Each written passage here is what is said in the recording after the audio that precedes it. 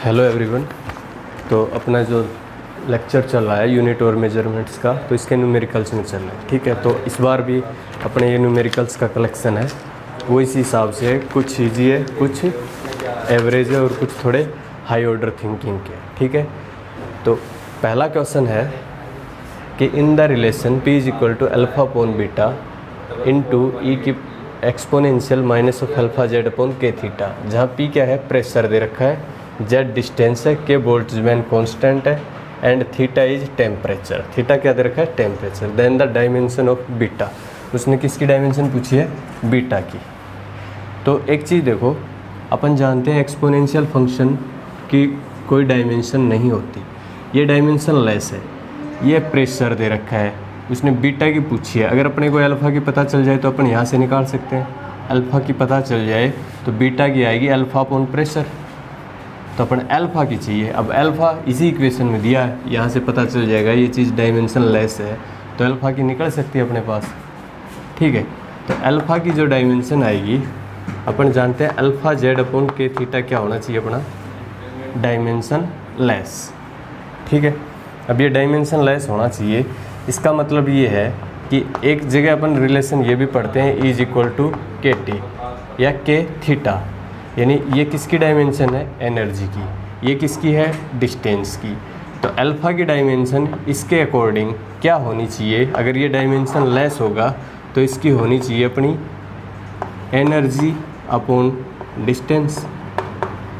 बिल्कुल क्लियर है भाई, ये एनर्जी है, ये डिस्टेंस है, तो अल्फ़ा क्या होना चाहिए एनर्जी अपॉन डिस्टेंस, ताकि एनर्जी से एनर्जी कैंसिल हो जाए, डिस्टेंस से डिस्टेंस कैंसिल हो जाए। ठीक है, अल्फ़ा की अपने पास आ गई, इसने पूछी किसकी है बीटा की, तो यहाँ से अपन पता निकाल सकते हैं बीटा की वैल्यू क्या होनी चाहिए, यानी बीटा की डायमेंशन क्या होनी चाहिए अल्फ़ा अपॉन प्रेशर।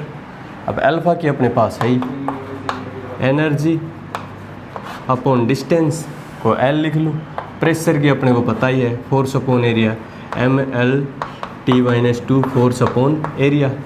अब देखोगे एल स्क्वायर अपना कट गया। ठीक है, ऊपर एनर्जी होती है अपनी mv²।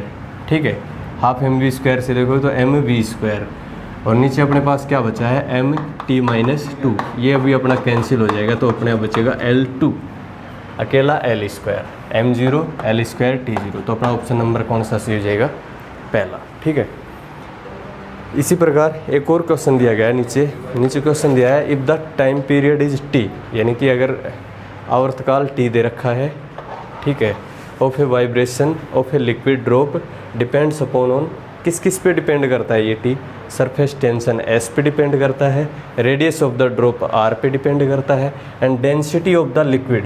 डेंसिटी ऑफ लिक्विड का मतलब है जिस लिक्विड में ये वाइब्रेशन कर रहा है, यानी ये कुछ ऐसा फिनोमिना है, आपको एक लिक्विड दे रखा है, उस लिक्विड के अंदर ये कोई ड्रॉप है, ये वाइब्रेट कर रही है। ठीक है, अब ये ऑसिलेशन कर रही है, इसका टाइम पीरियड आपको दे रखा है। ऐसे फिनोमेना में आर इसकी रेडियस है, रो इस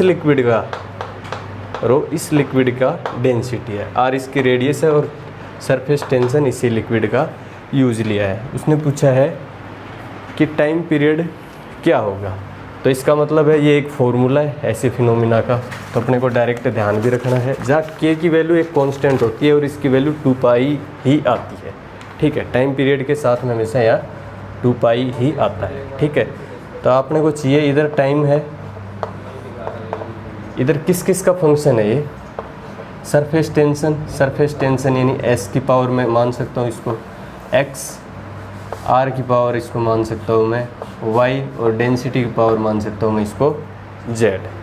अब अपन जानते हैं सरफेस टेंशन की डायमेंशन होती है फोर्स पर यूनिट लेंथ, याद रखेंगे सरफेस टेंशन की डायमेंशन होती है फोर्स पर यूनिट लेंथ। ठीक है, अब इसको आप लिखो और कैलकुलेट करेंगे अपन, तो इसकी आएगी फोर्स अपॉन लेंथ, तो फोर्स होती है अपनी mL/T-2 अपॉन लेंथ, तो L कट जाएगा mt-2, इसकी पावर अपनी आएगी x, आर अपना लेंथ है y, और डेंसिटी उतना होता है मास अपॉन वॉल्यूम यानी mL-3 की पावर z। अब करना क्या है, इधर से कंपेयर करना है और रिलेशन निकालना है। ठीक है, तो इधर m की पावर 0 है, तो m यहाँ कितना है, एक तो x और एक z, यानी x + z कितना होना चाहिए 0, यानी x is equal to minus of Z. इस चीज़ की मीनिंग क्या है कि x किसके माना है, x सरफेस टेंशन को, z किसको माना है, z माना है रो को। यानी s और रो एक दूसरे के अपोजिट मिलेंगे और बराबर भी मिलेंगे। x और z में खाली माइनस का अंतर होगा। तो देखो ये रो और s अपोजिट भी हैं, बराबर भी है, तो ये नहीं हो सकता, क्योंकि देखो रो s अपोजिट तो है लेकिन ये 1/2 और ये 1, तो ये नहीं हो सकता। इस इक्वेशन की फीलिंग देखो, ये ऑप्शन है, ये भी नहीं हो सकता, और नन ऑफ दीज ये तो हो ही नहीं सकता, क्योंकि ये इसकी पॉसिबिलिटी है कुछ हद तक। अब इसको कंप्लीट सोल्व करने के लिए अब आप इसको l के लिए भी चेक करो, तो l की वैल्यू अपने पास आएगी, इधर कोई l नहीं है, इधर 0 है, तो अपने पास आएगी y माइनस 3z, y यहाँ से 3z minus of 3z is equal to, इधर l की कोई डायमेंशन नहीं है, 0। ठीक है, एक तो ये रिलेशन आएगा, इसका मतलब है y is equal to 3z, यानी जो y है वो z का 3 टाइम होना चाहिए, यानी y जो है वो z का 3 टाइम होना चाहिए। अगर z 1 है तो y कितना होना चाहिए, 3। अगर z 1 है तो y कितना होना चाहिए, 3। यानी अगर r 3 होगा तो रो 1 होगा, रो 1 है तो r 3।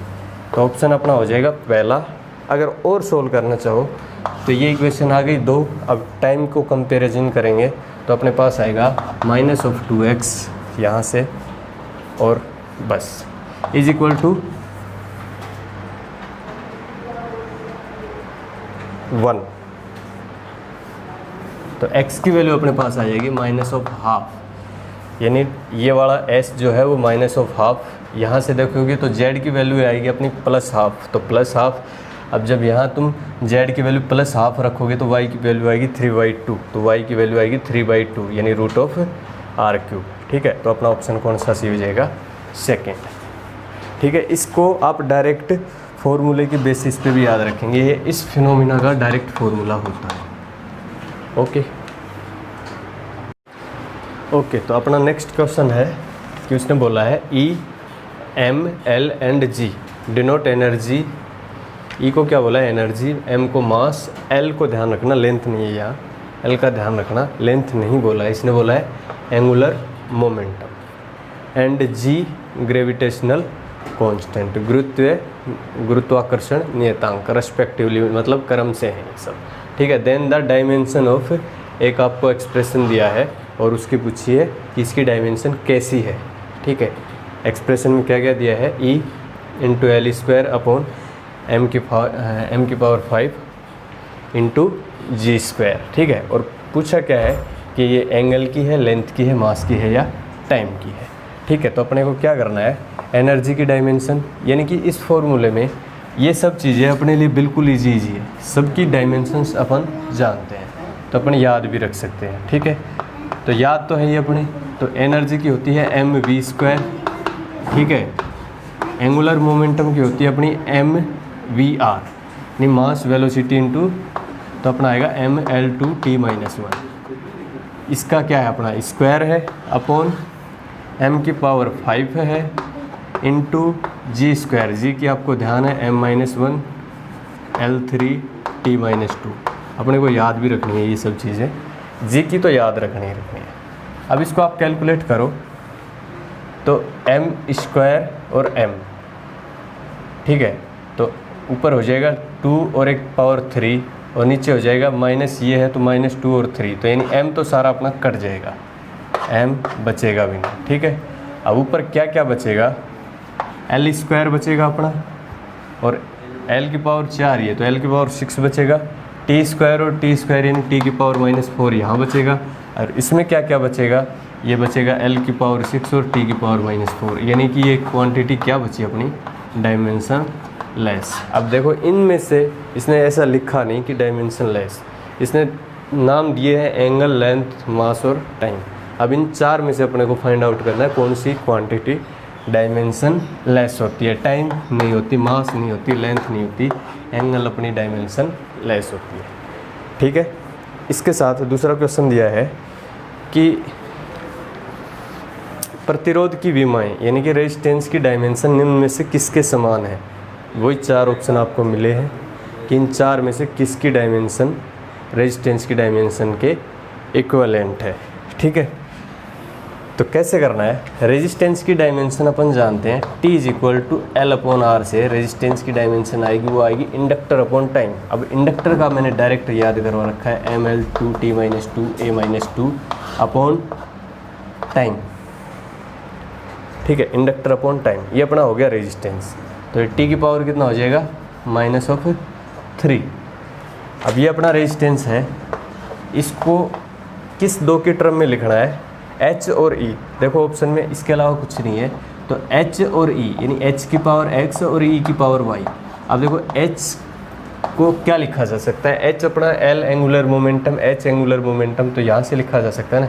प्लांक कांस्टेंट भी एंगुलर मोमेंटम की ही डायमेंशन होती है, तो यहाँ से अपना क्या आएगा ML2T-1 इसकी पावर X इंटू E क्या है अपना इलेक्ट्रॉनिक चार्ज या इलेक्ट्रॉन का आवेश, तो इसको क्या लिखा जा सकता है Q की पावर Y। और देखो इधर तो A है इधर Q है, या तो Q को A में बदल लो या A को Q में, तो जानते हैं अपन एम्पियर यानी करंट क्या होता है, चार्ज पर यूनिट टाइम। तो यहाँ से अगर Q अगर लिखेंगे तो A इंटू टी लिखा जा सकता है, तो मैं इसको लिख सकता हूँ A इंटू टी। अब कंपेयर करो कि इधर क्या क्या है, मास है, लेंथ है, टाइम है, एम्पियर है, इधर भी क्या है, मास, लेंथ, टाइम और एम्पियर। तो सबसे पहले तो एम्पियर को कंपेयर कर लो, सीधा सीधा हो जाएगा। इधर एम्पियर की पावर y और इधर एम्पियर की पावर -2, यानी कि y की वैल्यू तो होगी अपने पास -2। अब इधर किसी की भी कंपेयर कर लो, चाहे आप मास की कर लो, मास का इजी रहेगा। मास की पावर इधर x है और इधर x की पावर क्या है 1, तो अपना x की पावर कितना हो जाएगा 1। इधर मास की पावर 1 है, इधर मास की पावर x है। कंपेयर करोगे तो x is equal to 1। x किसके लिए लिखा था, h के लिए, तो h की पावर 1। y किसके लिए था, e के लिए, e की पावर -2, यानी अपना आ जाएगा h/e²। तो इसको याद भी रखेंगे, h/e² किसकी डायमेंशन होती है, रेजिस्टेंस की। ओके, तो अपना नेक्स्ट क्वेश्चन है कि इफ़ यदि दे रखा है c, इसका मतलब है स्पीड ऑफ लाइट। ठीक है, g अपना वही ग्रेविटेशनल कांस्टेंट एंड e²/4πε0, ये भी एक क्वांटिटी दी है। e जहाँ इलेक्ट्रॉनिक चार्ज है, ε0 परमिटिविटी ऑफ एयर या वैक्यूम से बनने वाली भौतिक राशि वही है जो लंबाई की है। यानी पूछा है कि इन तीनों से जो फिज़िकल क्वांटिटी बनेगी उसकी डायमेंशन लेंथ के अकॉर्डिंग होनी चाहिए, तो वह भौतिक राशि होगी। यानी इनमें से कौन सी एक लेंथ की डायमेंशन को रिप्रेजेंट करेगी। तो करना कैसे है, अपना बेसिक वाला फंडा यूज लेंगे। तो यानी इधर लेंथ होना चाहिए और इधर अपना क्या है c को क्या लिख सकता हूँ मैं, LT इनवर्स इसकी power x into gravitational constant अभी याद ही किया है m-1 L3T-2 इसकी पावर y। अच्छा, इसको क्या लिख सकते हैं, इसको थोड़ा सा ध्यान से देखेंगे तो अपन ने कहीं ना कहीं पढ़ा हुआ है कि F is equal to e²/4πε0 r², Coulomb's law होता है। तो इसको मैं लिख सकता हूँ F इंटू r², यानी कि फोर्स इंटू L²। फोर्स अपना है ML/T-2 इंटू L², तो यानी इसको इतना लिखा जा सकता है, कितना लिखा जा सकता है, मास L3T-2। इस क्वांटिटी को ये लिखा जा सकता है की पावर z। अब वही है, अपना काम करना है क्या है, अपने को कंपेयर करना है। तो सबसे पहले मास को कंपेयर करो, इधर मास की पावर कुछ नहीं है, तो यहाँ मास को कंपेयर करोगे तो क्या आएगा अपना -y कंपेरिजन ऑफ मास। मास से कंपेयर करोगे मास की पावर से, तो -y प्लस ऑफ z, इधर क्या है 0, तो एक तो रिलेशन आ गया y is equal to z। ठीक है, दूसरा लेंथ से जब कंपेयर करोगे तो इधर तो क्या है पावर 1, इधर कितनी है x। जब लेंथ से कंपेयर करोगे तो x लेंथ की यहाँ कितनी है प्लस ऑफ 3y और यहाँ लेंथ की कितनी है plus of 3z is equal to 1। इधर लेंथ की कितनी है 1। अब y और z बराबर रखोगे तो मैं इसको लिख सकता हूँ ना कि x प्लस, जैसे इसको y लिखा तो x plus 6y is equal to 1 लिखा जा सकता है। ओके, अब इधर टाइम की ओर करो, जब आप टाइम से करोगे तो एक इक्वेशन और आएगी अपनी, तो टाइम की जो आएगी वो यहाँ तो क्या है माइनस ऑफ एक्स, यहाँ टाइम की है माइनस ऑफ 2y, और यहाँ टाइम की है माइनस ऑफ 2z, और इधर टाइम की कितनी है 0। अब देखो y और z वापस बराबर है, एक माइनस कॉमन लेके हटाएंगे तो अपने पास आएगा x + 4y = 0। ध्यान से देखो, y और z बराबर है तो y और z बराबर लिखोगे तो minus of x minus of 4y 0, तो अपना ये क्या हो जाएगा x + 4y = 0। तो अब x + 4y 0 है और x + 6y 1 है, तो भाई इसको हटा दो, तो इसको लिखा जाता है ना x + 4y + 2y, तो x + 4y 0 तो 2y बचेगा, 2y = 1, इससे निकल के आएगा y = 1/2, और z इसके बराबर ही है, z = 1/2, y आ गया z आ गया। अब x निकालना है तो x यहाँ से उठा लो, y की वैल्यू 1/2, तो ये आ जाएगा x = -2। अब वैल्यू रखोगे तो x किसको माना है, वेलोसिटी को, यानी c को, तो c की पावर -2 सिर्फ 2 में है, ठीक है। और y और z बराबर होने चाहिए, यानी g और ये वाली टर्म बराबर होनी चाहिए, g × ये वाली टर्म, g × ये वाली टर्म, तो ये तो हो नहीं सकता, ये तो g के अपोजिट है, तो ये हो नहीं सकता, बचेगा अपना क्या, या फिर रखेंगे c की पावर -2 आएगा, y = 1 बता तो √g और √ ये वाली टर्म मतलब ये, ठीक है। तो अपना ऑप्शन कौन सा हो जाएगा, पहला, ठीक है। नेक्स्ट क्वेश्चन है, उसने पूछा है कि the relative error in the determination of surface area of sphere, मतलब एक स्फीयर दिया है, उसकी आपको एरर बताइए किसमें, सरफेस एरिया में, वो कितनी दी है, इज अल्फ़ा, यानी अल्फ़ा दी है। Then the relative error in the determination of its volume is, उसने वॉल्यूम में पूछी है, और साथ में दी किसकी है, सरफेस एरिया की, ठीक है। तो वॉल्यूम के लिए क्या करते हैं, आपको एक रिलेशन ध्यान होना चाहिए, सरफेस एरिया कितना होता है अपना 4π × r², और वॉल्यूम कितना होता है 4π/3 × r³, ठीक है। अगर मैं इन दोनों को, या तो आप कंपेयर करके लिख लो, यानी s और v में रिलेशन निकाल लो, s की दी है, v की पूछी है, या फिर तरीका बताता हूँ, इसके लिए आप निकालोगे तो ऐसे ही निकालोगे, ΔS/S × 100% = 2ΔR/R, बाकी तो कांस्टेंट है, ये चीज़ तो कांस्टेंट है। ये कितनी दी आपको अल्फ़ा, ये अल्फ़ा, तो ΔR/R की वैल्यू कितनी आ जाएगी × 100%, परसेंटेज एरर से निकाल सकते हैं, कोई फ़र्क नहीं पड़ता, आपका कॉन्सेप्ट वही है, ठीक है। तो इससे क्या आएगा, ΔR/R की वैल्यू अपनी आ गई α/2। अब यहाँ से ΔV/V पूछा उसने, ΔV/V कितना आएगा, ΔV/V आएगा अपना 3 × ΔR/R, 100% हटा दो। इसने जब रिलेटिव एरर की बात की है तो ये वाला यूज़ कर लेंगे, रिलेटिव एरर, वरना कोई फ़र्क नहीं पड़ेगा कि आप परसेंटेज एरर हटा भी दो तो चीज़ें तो यही रहेंगी, ठीक है। तो क्वेश्चन के अकॉर्डिंग इसको हटा भी देते हैं, तो अपने पास ये रिलेशन आएगा, ΔR/R की वैल्यू अपने पास आएगी α/2, तो इसको रखेंगे अपन, तो ΔV/V की वैल्यू कितनी आएगी अपने पास 3 × α/2, आंसर अब अपना हो जाएगा 3α/2। तो अपना इनमें से कौन सा ऑप्शन मैच कर जाएगा, ऑप्शन नंबर ए, ठीक है। क्वेश्चन बिल्कुल इजी है, देखने में थोड़े से हो सकते हैं, जैसे ये वाला क्वेश्चन आपको लगा कि पता नहीं यार इतनी सारी डायमेंशन कैसे यूज करेंगे, ठीक है, तो इनके भी कुछ मेथड हैं, ओके।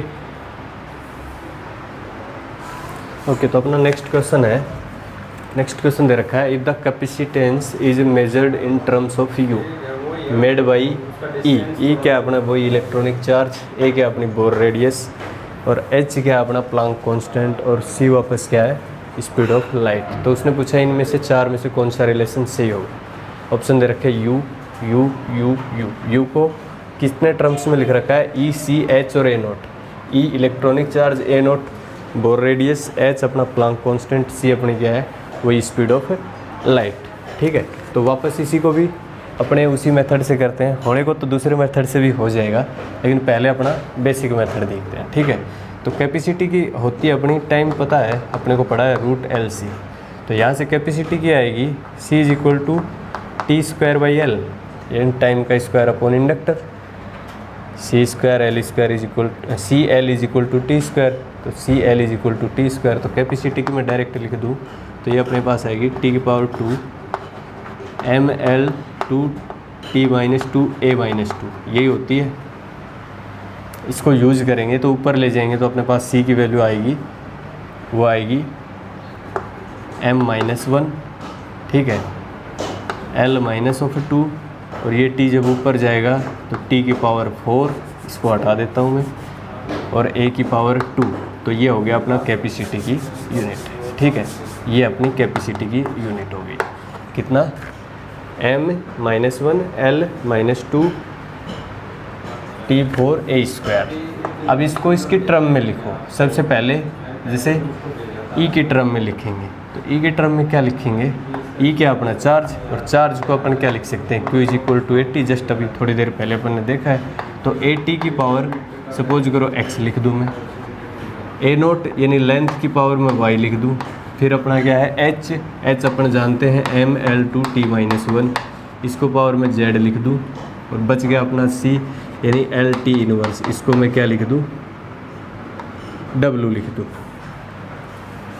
तो अपने पास क्या आएगा, इधर a से कंपेयर करो तो a की सिर्फ a की फैक्टर है, वो है a। तो x की वैल्यू अपने पास आ गई 2, एक तो ये हो गया ख़त्म, ठीक है।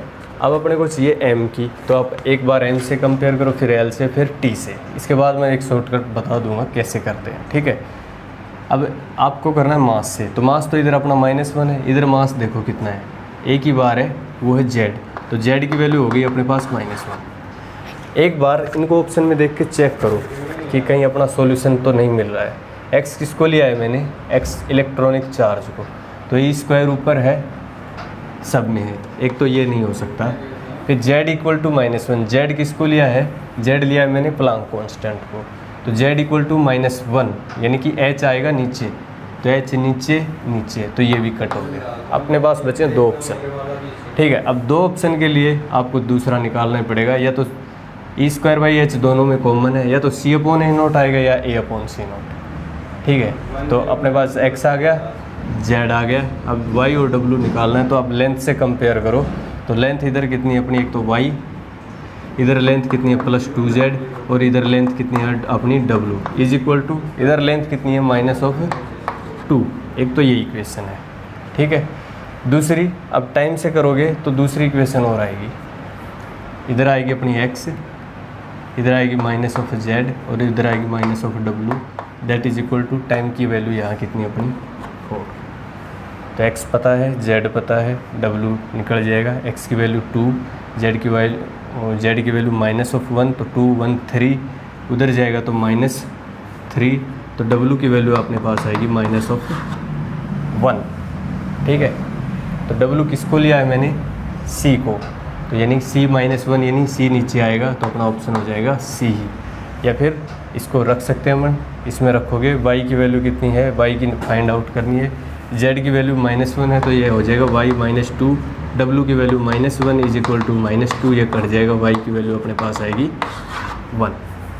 ओके, अब देखो x किसको माना है मैंने, x इलेक्ट्रॉनिक चार्ज को, तो x की वैल्यू 2,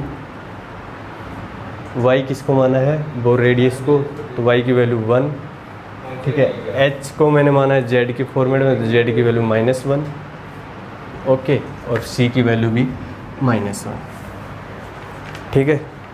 चलो अब इससे नेक्स्ट क्वेश्चन है, ये आप सीधे सीधे कर सकते हैं। आपको पता है कोई भी फॉर्मेट हो, अपने को पावर में सिर्फ ये देखना पावर कितनी है, वो भी कैसी लेनी है, पॉजिटिव।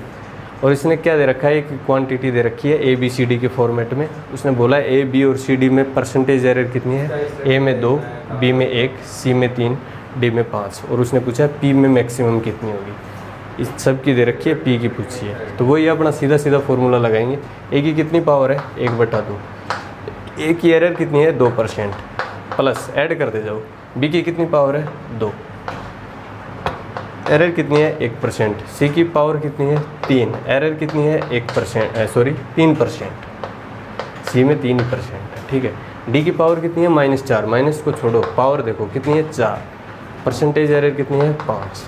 अब इसको आप कैलकुलेट करना है, तो ये तो हो जाएगा 1 + 2 + 9 + 20, तो 29 31 32, तो अपना ऑप्शन आ जाएगा 32%, ठीक है।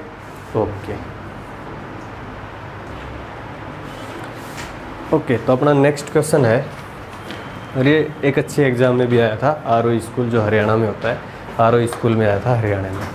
ठीक है, उसने पूछा है कि the potential energy u of a particle, किसी कण की स्थितिज ऊर्जा यू दे रखी है, वे varies with the distance x, x के साथ डिस्टेंस बोला एक्स को कि के साथ कैसे वेरी करती है, एक फिक्स ओरिजिन से। ठीक है, यू की वैल्यू दे रखी है आपको a root of x upon x square plus b, where a and b are dimensional constant, a और बी की वीमाएँ भी हैं और कांस्टेंट हैं ये सब। ठीक है, then the dimension of A B, तो उसने पूछा किसकी है, ए इंटू बी की डायमेंशन। ठीक है, तो वही कॉन्सेप्ट से चलेंगे।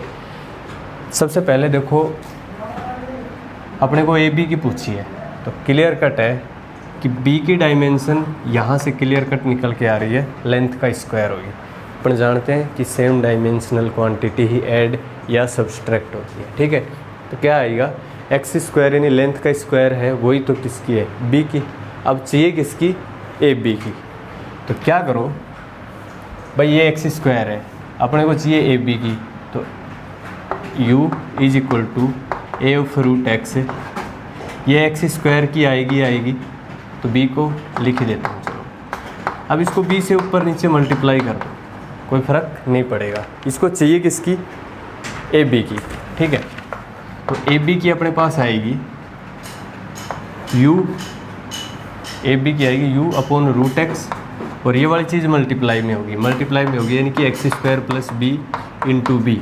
अब ए बी की चाहिए, इसको ए बी की चाहिए, अपने को पता है बी की किसके है, एक्स स्क्वायर की, तो ये एक्स स्क्वायर मतलब ये सेम डायमेंशन रहेगा, इंटू बी यानी ये एक्स की पावर अपना कितना हो जाएगा, 4।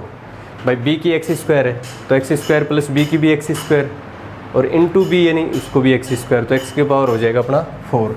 एनर्जी की अपन जानते ही हैं mL2T-2, लेंथ की पावर 4 अपॉन लेंथ की पावर 1/2, ये अपना कितना आएगा, m की पावर 1, l की पावर हो जाएगा 2 इंटू 4 6, 2 + 4 6 माइनस हाफ, तो ये अपना 6 minus half is equal to आएगा l is equal to 11/2 into T-2। तो ऐसा ऑप्शन है, ऑप्शन नंबर बी।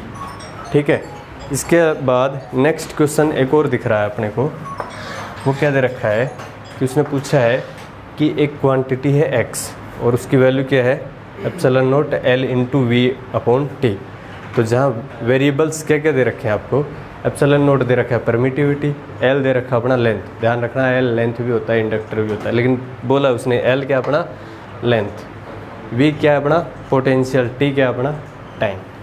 तो उसने पूछा है x की क्वांटिटी क्या होगी। ठीक है, देखो यार, लेंथ अपने को पता है, परमिटिविटी पता है, पोटेंशियल पता है, टी टाइम पता है, या तो आप इन सबको रखो इसमें और फिर कैलकुलेट करो, या फिर एक दूसरे फॉर्मूले को रिलेट करो। पोटेंशियल और परमिटिविटी का एक रिलेशन होता है। ठीक है, पोटेंशियल अपन पढ़ेंगे, वो अपना आता है Q/4 एप्सिलॉन नॉट R, या R क्या होती है, लेंथ, तो इसको मैं लिख सकता हूँ L। तब देखो आप पोटेंशियल की आपके पास आ गई Q/4 एप्सिलॉन नॉट L। ठीक है, यानी कि epsilon not L into V, अपने को चाहिए क्या, epsilon not L into V. तो उठाओ यहाँ से, epsilon not L into V करोगे तो अपने पास आएगा 4 epsilon not L into V, 4 epsilon not L into V is equal to अपने पास आएगा Q। उसने पूछा किसकी है, अपॉन टी, तो इधर भी कर दो अपॉन टी। इसकी कोई डायमेंशन नहीं होती, इसको उसने x बोला है, x की डायमेंशन क्या आएगी, Q/T। तो Q अपना चार्ज अपॉन टाइम यानी कि करंट, यानी कि एम्पियर यानी कि करंट, या तो A लिखा होता है या I लिखा होता है या करंट लिखा होता है। ठीक है, तो ऐसे वेरिएबल में खेलना सीखो थोड़ा सा कि एक दूसरे वेरिएबल को कैसे रिलेट किया जा सकता है। तो पोटेंशियल, परमिटिविटी और लेंथ, इसको एक ही फॉर्मूले से रिलेट किया जा सकता है। ये कोई डायमेंशन लेस है, अब यहाँ से इसने x की वैल्यू पूछी है तो आराम से निकल सकती है, या फिर एग्जाम में फंसते रहो, एप्सिलॉन नॉट की वैल्यू रखो, लेंथ की रखो, पोटेंशियल की रखो, टाइम की रखो। Okay, thank you. ओके, तो अपना नेक्स्ट क्वेश्चन है, क्वेश्चन दिया है, एक इक्वेशन दी है x is equal to 3 into Y Z square में। उसने बोला है x व z की डायमेंशंस कैसी हैं, क्रम से धारिता मतलब कैपेसिटेंस और चुंबकीय प्रेरण मतलब B की है। तब उसने पूछा MKSQ, यानी कि MKS अपनी सिस्टम होती है उसमें Q और ऐड कर दिया। Q को क्या बोला है? चार्ज।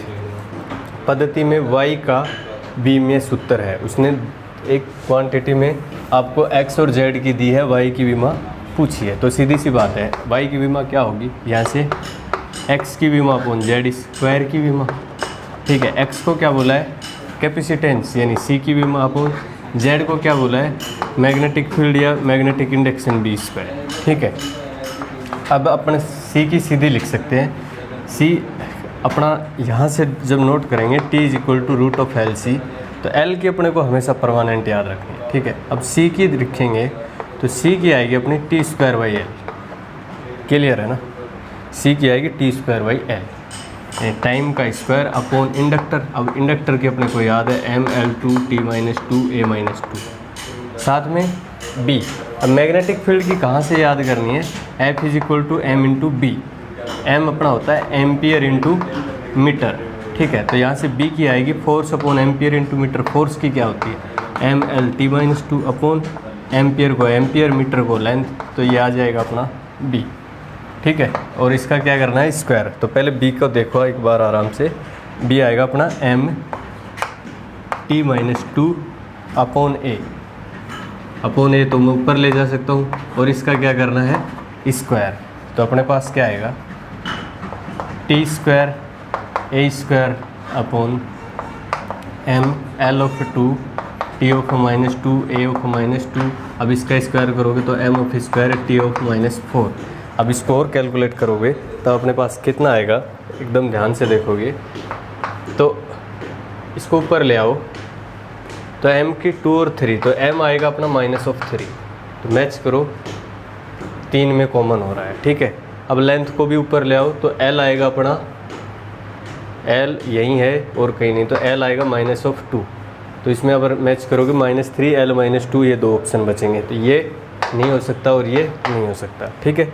इसके अलावा और करोगे तब अपना देखो ये आएगा T⁻⁻6 और ऊपर जाएगा तो T⁸ और A की पावर ये आएगा अपना 4। लेकिन इसको किसने पूछा है? A की में ना पूछ के Q की में पूछा है। तो Q = A × T पढ़ा है, तो आप A को Q/T लिख सकते हैं। तो ये आएगा Q⁴ × T⁴। इसको अगर मैं हटा दूँ तो T⁴ कट जाएगा, तो अपना पास बचेगा क्या? M⁻3 L⁻2 T⁴ और Q⁴, ठीक है। ओके, आराम से कर लीजिए। ओके, तो अपना नेक्स्ट क्वेश्चन है, ये वाला ठीक ठाक क्वेश्चन है, सीधा सीधा है। वैसे तो आपको 2 रेजिस्टेंस दिए हैं R1 और R2, जिसकी वैल्यू दी है 100 ± 3 ओम, 200 ± 4 ओम। और वो पूछा है कि वो 2 क्वेश्चन है इसी एक क्वेश्चन में। उसने पूछा कि सीरीज़ में कनेक्ट करें तब इनका इक्विवेलेंट रेजिस्टेंस क्या होगा, और पैरेलल में कनेक्ट करें तब इनका इक्विवेलेंट रेजिस्टेंस क्या होगा। और पैरेलल वाले में आपको एक ख़ास चीज़ ध्यान रखनी है, वो ये कि बुक से उठाया है मैंने सीधा, कि पैरेलल को ऐसे ही जोड़ना है, ठीक है। पैरेलल कॉम्बिनेशन ऑफ रेजिस्टेंस जब भी आए तो उनकी एरर ऐसे ही ऐड करनी है। बाकायदा बुक में भी डायरेक्ट लिखा है इसको ऐसे यूज करना है, ठीक है। आता भी यही है, अगर आपको इसको मेथड पता है तो उसके कैलकुलेशन के बाद आता भी यही है, ठीक है। तो उसने पूछा है, तो पहले में तो अपन क्या करेंगे? इक्विवेलेंट रेजिस्टेंस अपन जानते हैं R = अपना क्या होता है? R1 + R2। जब आप इसको सीधा लिखोगे तो ΔR की वैल्यू कितनी आएगी? ΔR1 + ΔR2। तो पहले जब सीरीज़ में लिखोगे तो R इक्विवेलेंट को ये तो लिखा जा सकता है कि R + ΔR। तो R अपना क्या होगा? R जो इन दोनों के सीरीज से आएगा तो 100 + 200 R1 + R2। तो R इक्विवेलेंट किसके लिए? सीरीज़ के लिए, तो आएगा अपना 300 ± ΔR क्या आएगा? सीधा सीधा ऐड है भाई, R1 + R2 ही तो करते हैं सीरीज़ में। अब सीधा एडिशन है तो 3 + 7 यानी कि 7 ओम। आपको न तो ΔR1 उठाना है न ΔR2, यानी अकेला R1 भी नहीं आएगा, अकेला R2 भी नहीं आएगा। ये एरर क्या होंगे? दोनों के दोनों ऐड होंगे, ठीक है। तो 300 + 7 हो। बात है दूसरे की। दूसरे क्वेश्चन की खास बात क्या है? कि आपको वो फॉर्मूला पहली बात आपको याद रखना है, दूसरी बात वो बुक वाले ने भी ऐसे कि ऐसे उठाया है, यानी इसका कोई डेरिवेशन है नहीं बुक में, ठीक है। तो दूसरे में क्या करेंगे, उसने पूछा है दूसरे को कैसे कनेक्ट करके लिखेंगे। तो पहले तो दूसरे का इक्विवेलेंट रेजिस्टेंस क्या आएगा, 1/R is equal to 1/R1 plus 1/R2। जब अपन इसको सोल्व करेंगे तो अपना आएगा 1/R जो अपना आएगा वो आएगा 1/R1। R1 कितना है, 1/100 प्लस 1/R2 1/200। आप इसको ऐड करके जब सोल्व करेंगे तो R की वैल्यू आएगी अपनी 200/3।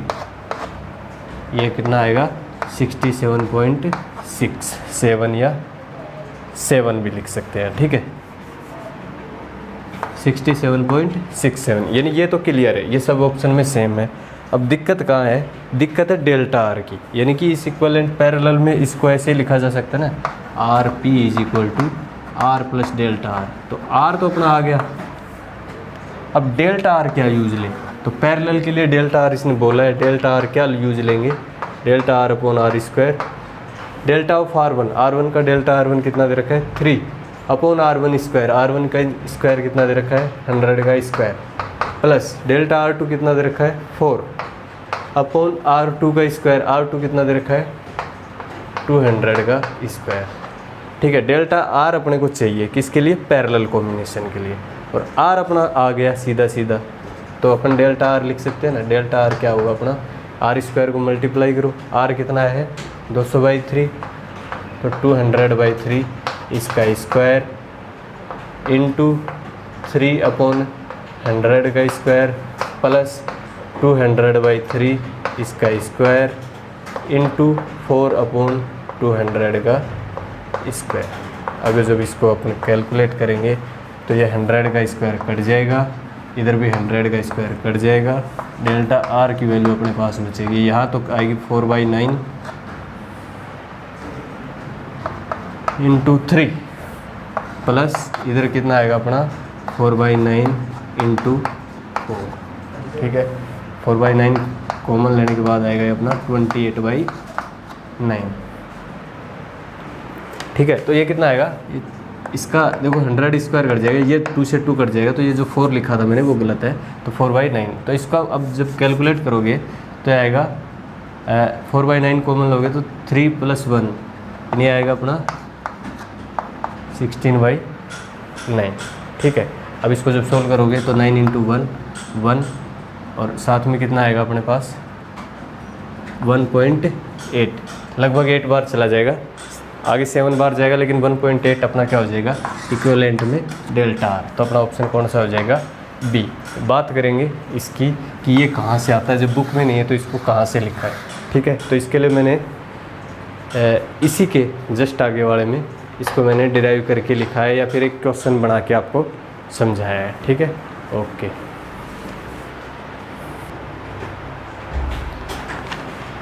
ओके, ये वाला अपना वो रिवेलेंट क्वेश्चन है जिसकी मैं बात कर रहा था कि अभी अपन ने पहले तो एक बार ये क्वेश्चन आप देखें। क्वेश्चन में लिखा है कि z = xy upon x + y, और उसने पूछा है कि अगर एरर x में डेल्टा x है, y में डेल्टा y है, तो which of the following is correct. और z में कितनी एरर दे रखी है, z में जो एरर है वो कितनी है डेल्टा z। तो पूछा है कि इन चार में से कौन सा सही होगा।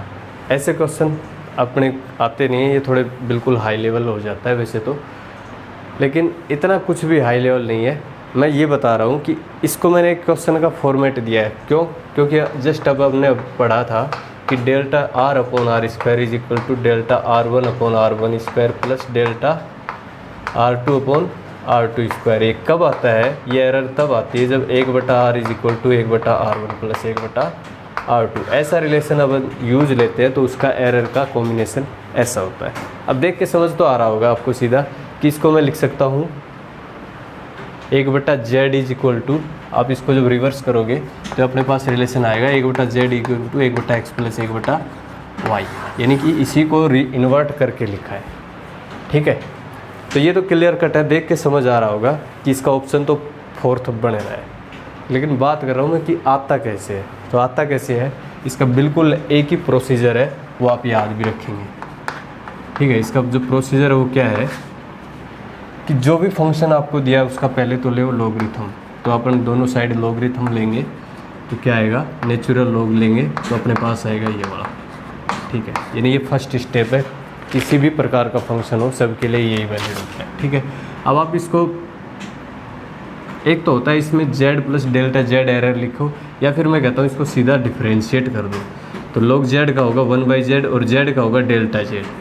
तो इसको ऐसा लिखा जा सकता है, इसको क्या लिखेंगे, log xy को लिखा जा सकता है ln xy minus ln of x plus Y.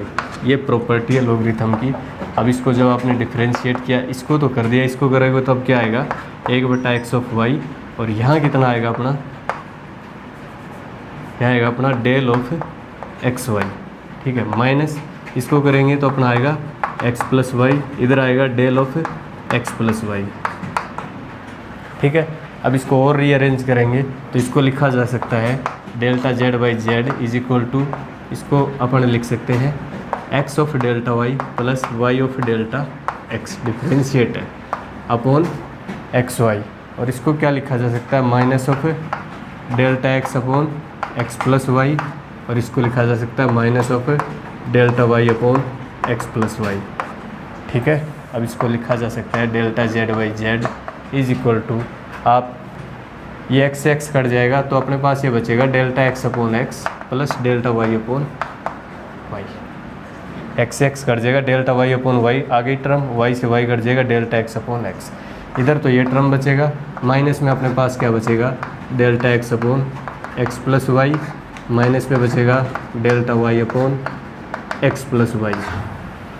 ठीक है, थोड़ा सा लंबा है इसका प्रोसीजर।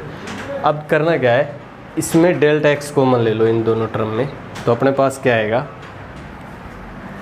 अपने पास आएगा delta z by Z is equal to, delta x अगर कॉमन लेंगे तो आएगा 1/x minus 1 upon x plus Y into delta x, फिर प्लस डेल्टा y जब कॉमन लेंगे तो आएगा अपने पास 1/y minus 1/1 plus X of Y, sorry 1 upon X plus Y into delta Y. ठीक है, सोल्व करना है बस। तो डेल्टा z बाई जेड यहाँ तक ठीक है। अब इसको जब एलसीएम लेंगे तो अपने आएगा 1 upon X into X plus Y, X plus Y यहाँ जाएगा, x यहाँ आएगा, तो ऊपर बचेगा अपना y, साथ में क्या है अपना डेल्टा x। ठीक है, अब इधर भी कॉमन लेंगे तो अपने पास बचेगा plus y into X plus Y, y into X plus Y minus Y cut जाएगा तो ऊपर बचेगा x, और साथ में क्या है अपना डेल्टा y। ठीक है, अब क्या होगा अपना डेल्टा z अपॉन जेड। अच्छा, अब देखो कि 1/x प्लस वाई को 1 अपॉन एक्स प्लस वाई को मैं z अपॉन एक्स वाई लिख सकता हूँ, तो 1 अपॉन एक्स प्लस वाई को z अपॉन एक्स वाई लिख सकता हूँ, तो y upon X into Z upon X Y लिख सकता हूँ। साथ में क्या है डेल्टा x, प्लस इस टर्म के साथ क्या है x, डेल्टा y तो है ही, लेकिन मैं बोल रहा हूँ 1/x प्लस वाई को z अपॉन एक्स वाई लिख सकता हूँ, तो x/y z upon X Y into delta y। ठीक है, अब देखो अपना y से y कट जाएगा तो अपने पास आएगा delta z upon Z is equal to z delta x upon x square plus z delta y upon Y square. अब z कॉमन लेके बाहर लेके आओगे तो अपने पास आएगा delta z upon Z square plus delta x upon x square plus delta y upon Y square. ठीक है, थोड़ा सा टिपिकल है, लेकिन आपको याद रखना पड़ेगा कि इसका प्रोसीजर यही है। तो अपना ऑप्शन कौन सा हो जाएगा, फोर्थ। अब समझ आया, जो बुक में नहीं लिखा कि डेल्टा आर वाला जो रिलेशन नहीं लिखा वो कहाँ से आता है, वो इतने सब मेथड से आता है, इसलिए बुक वाले ने भी कट करके क्या लिख दिया डायरेक्ट। ठीक है, तो आप इस क्वेश्चन को हमेशा ध्यान रखेंगे, ये किसी भी बुक में है भी नहीं। ओके, ये दिया है कि यदि आपको एक नंबर दिया है, इसको इससे डिवाइड करना है, तो आपको पूछा है then the correct result of in terms of significant figure. तो मेरे ख्याल से थ्योरी में ये पार्ट अपना मिसिंग है, तो इसको मैं इस लेक्चर में कवर कर रहा हूँ। ठीक है, तो ये अपना लास्ट क्वेश्चन है इस वॉल्यूम का, और मेरे हिसाब से इस चैप्टर का भी अपना लास्ट क्वेश्चन है। ठीक है, तो ऐसे क्वेश्चनों के लिए यानी कि डिवाइड हो या मल्टीप्लिकेशन हो, एडिशन सब्ट्रैक्शन, इसके लिए आपको मैं 2 रूल बताता हूँ। ठीक है, उनको याद रखना। तो एक है ऑपरेशन जब मल्टीप्लिकेशन और डिवीज़न का, और दूसरा जो ऑपरेशन है वो है अपना एडिशन और सब्सट्रैक्शन का। ठीक है, तो इसके लिए क्या करना है, एक लाइन आपको वर्ड टू वर्ड याद रखनी है। Use minimum significant figure. ठीक है, और इसके लिए आपको जो यूज करनी है वो लाइन यूज करनी है, use minimum significant figure after decimal. देखो इसका और इसका क्या मीनिंग है, आपको 2 या 3 नंबर मिलेंगे। जैसे इस क्वेश्चन में दिया है, एक नंबर ये दिया है, इस नंबर को इससे डिवाइड करना है। तो एग्ज़ाम में ये नहीं करना वहाँ डिवाइड करने बैठ जाओ और ऑप्शन मैच करने के लिए चल पड़ो, ऐसा नहीं करना है। उसने पूछा भी है कि सिग्निफिकेंट फिगर्स का यूज करके इसका आंसर देना है। अगर ये नहीं भी देता, ये वर्ड मिसिंग होता सिग्निफिकेंट फिगर, तो भी अगर फिजिक्स में ऐसा क्वेश्चन आता है तो अपने को करना किसी से है, सिग्निफिकेंट फिगर से। ठीक है, तो इसके लिए करना क्या है, यूज मिनिमम सिग्निफिकेंट फिगर। तो अपना जो ऑपरेशन है वो किसका है, डिवीज़न का। तो इसमें कौन सा करना है, यूज मिनिमम सिग्निफिकेंट फिगर।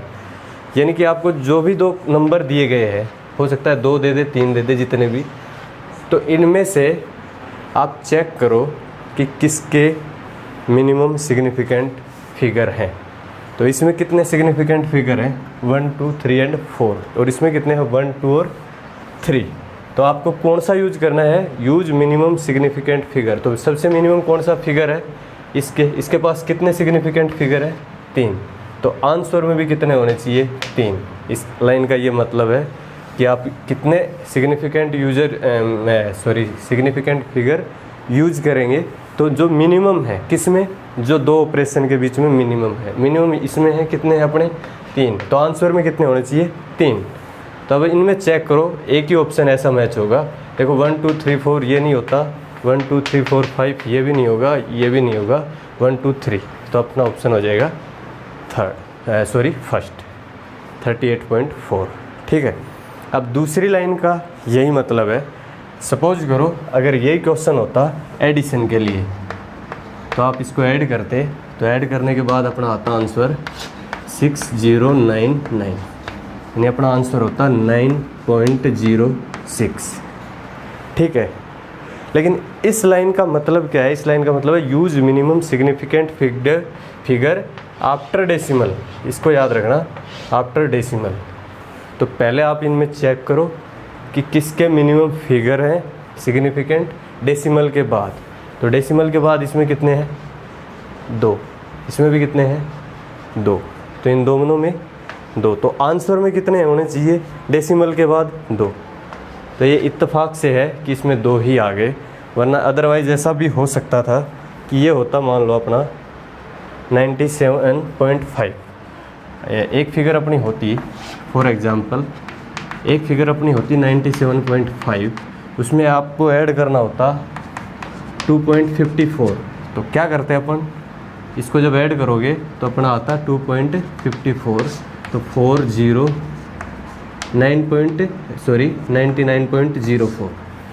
लेकिन आंसर ये नहीं होता, आंसर क्या होता, use minimum significant figure after decimal. तो पहले देखो इन दोनों में से या इन दोनों में से किसके पास मिनिमम सिग्निफिकेंट फिगर है डेसिमल के बाद। तो डेसिमल के बाद यहाँ कितना है, 1, और यहाँ कितने हैं, 2। तो मिनिमम कौन सा है, ये वाला, यानी 1 सिग्निफिकेंट नंबर है मिनिमम। तो आंसर में भी कितना होना चाहिए अपना, 1। तो 1 सिग्निफिकेंट नंबर होगा तो आंसर अपना होता 99.0। ये अपना करेक्ट होता है, ये इनकरेक्ट है, ये अपना करेक्ट होता है। रीज़न इसके पीछे, इसको अपने को राउंड फिगर में लिखना है। और राउंड फिगर करना मैंने वॉल्यूम फर्स्ट में बता दिया था, ये 5 से कम है तो इसका कितना हो जाएगा 0। और अपने को पता है जब इसको हटा देंगे तो फाइनल 0 आफ्टर डेसिमल सिग्निफिकेंट ही होता है। ये सिग्निफिकेंट फिगर है और एक ही है, ठीक है, डेसिमल के बाद। तो इस लाइन का मतलब आराम से समझें, ठीक है। और इसके बाद एक चीज़ और रह गई कि अपना एक क्वेश्चन था वॉल्यूम 4 में है, शायद 8 मिनट के बाद है, तो उसमें क्या करना है, एक करेक्शन कर लेना। मैंने आपको दी है कि आपको एक नंबर दिया है 0.07900 और मैंने पूछा था उसकी लेंथ है ये मीटर, और मैंने पूछा था इसमें सिग्निफिकेंट फिगर कितने हैं। तो आप इसको एक बार करेक्ट कर लेंगे। उस टाइम पे मैं इस मीटर को भी 0 में काउंट कर गया। तो आपको चेक करना है कि अपना रूल क्या कहता है, इनिशियल 0, ये इनिशियल जीरोज़ हैं, इनिशियल जीरोज़ नेवर सिग्निफिकेंट, ये 0 सिग्निफिकेंट नहीं होंगे। फाइनल 0 आफ्टर डेसिमल, ये फाइनल 0 है, आफ्टर डेसिमल ये सिग्निफिकेंट है। और अब देखो कितने बच गए, 2 सिग्निफिकेंट। एक रूल अपना ये भी है, 2 सिग्निफिकेंट नंबर के बीच में कितने भी 0 नॉन 0 कुछ भी हो, सब क्या होंगे, सिग्निफिकेंट। तो इसमें अपने पास होंगे सिग्निफिकेंट नंबर 4। तो आप एक बार उसको करेक्ट करें, ऑप्शन नंबर 5 नहीं होगा, यानी 5 न होकर के इसमें आंसर आएगा अपना 4। इसके लिए थोड़ा सॉरी, क्योंकि उस टाइम मैं इसको पढ़ गया अपना 0.079000। तो ये तो अपने होंगे नहीं, ऐसी सिचुएशन में अपने 5 होते, लेकिन अपना क्वेश्चन ऐसा था तो इसमें क्या होंगे 4। ठीक है, अपना ये चैप्टर यहीं ख़त्म हो जाता है।